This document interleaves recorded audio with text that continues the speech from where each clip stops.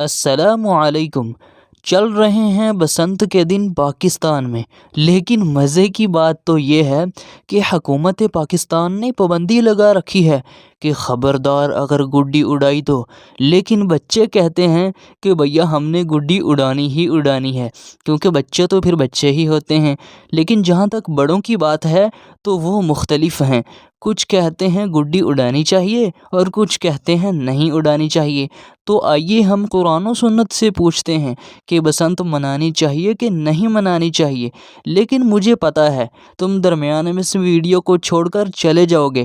دیکھو، اگر تم ایسی بھی ویڈیو نہیں نہ دیکھتے ہو کہ جس میں تمہارا فائدہ ہی فائدہ ہے، کوئی نقصان نہیں ہے، تو پھر تمہیں سلام ہے پاکستانیوں۔ تو چلیے ویڈیو سٹارٹ کرتے ہیں۔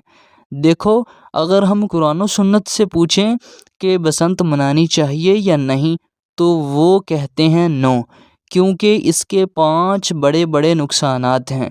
پہلا نقصان مال کا ضیاع یعنی کہ فضول خرچی۔ دیکھو دوستو، قرآن مجید میں اللہ تعالیٰ فرماتے ہیں وَلَا تُبَذِّرْ تَبْذِيرًا إِنَّ الْمُبَذِّرِينَ كَانُوا إِخْوَانَ الشَّيَاطِينِ۔ سورۃ بنی اسرائیل میں اللہ تعالیٰ نے یہ فرمایا کہ فضول خرچی مت کرنا، کیونکہ فضول خرچی کرنے والے شیطان کے بھائی ہوتے ہیں۔ دوستو، ترمذی شریف میں ہے، نبی علیہ السلام نے فرمایا کہ قیامت کے دن اللہ تبارک و تعالیٰ کی عدالت میں جب تک انسان 5 سوالوں کے جواب نہیں دے لیتا، اپنا قدم بھی نہیں ہلا سکے گا۔ اور ان 5 سوالوں میں سے ایک سوال کیا، 2 سوال بلکہ کیا ہوں گے؟ ایک تو مال کہاں سے کمایا تھا، اور دوسرا مال کہاں پر خرچ کیا تھا۔ دوستو، آج ہم اپنے بچوں کو پیسے دیتے ہیں نا کہ لے لو پیسے اور اڑاؤ گڈیاں، یہ فضول خرچی ہے، کل ہم سے سوال کیا جائے گا۔ دوسرا نقصان جان کی تباہی۔ دوستو دیکھو، کتنے ہی بچے ایسے ہیں جو اوپر سے نیچے گر گئے گڈیاں اڑاتے اڑاتے، اور کتنے ہی بچوں کے گلے کٹ گئے، اور بڑوں کا بھی جانی نقصان ہوا گڈیوں کو اڑانے کی وجہ سے۔ تو دوستو، ہمیں ایسا نہیں کرنا چاہیے۔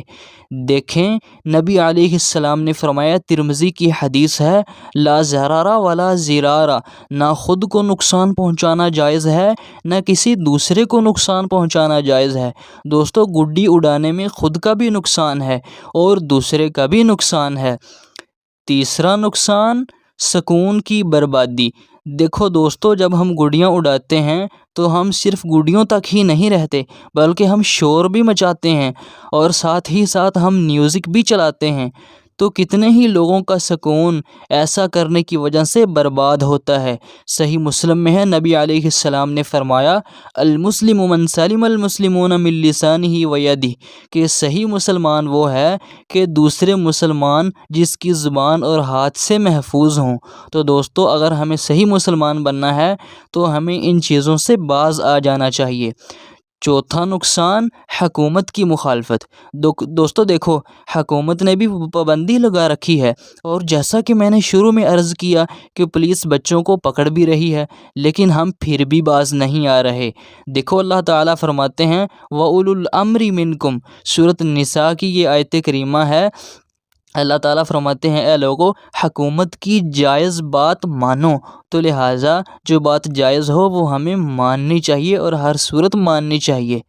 پانچواں نقصان دین سے غفلت۔ دوستو دیکھو، جب ہم اپنے بچوں کو پیسے دیتے ہیں نا کہ گڈیاں لے کر خوب اڑاؤ، تو ہمارے بچے پھر کیا کرتے ہیں؟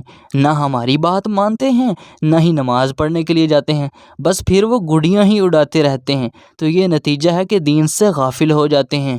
سورۃ الاعراف میں اللہ تعالیٰ فرماتے ہیں وَلَا تَكُن مِّنَ الْغَافِلِينَ، کہ اے انسان غافلوں میں سے مت ہو جانا۔ دوستو، اب آخر میں آپ سے یہی کہوں گا کہ آپ کا کیا خیال ہے، بسنت منانی چاہیے یا نہیں منانی چاہیے؟ پلیز کمنٹ میں ضرور بتانا۔ اور میں نے قرآن و سنت کے مطابق آپ کو بسنت کے 5 نقصانات بتائے ہیں۔ اگر آپ ان باتوں کو مانتے ہیں تو ویڈیو کو لائک کیجیے، اگر نہیں مانتے تو لائک مت کیجیے۔ اور دوستو، ایسی ہی اچھی اچھی ویڈیوز دیکھنے کے لیے ہمارے چینل کو سبسکرائب کر لیجیے اور بیل آئیکن کو دبا دیجیے۔ دوستو، ملتے ہیں کسی ایسی ہی اچھی ویڈیو میں، تب تک کے لیے اللہ حافظ۔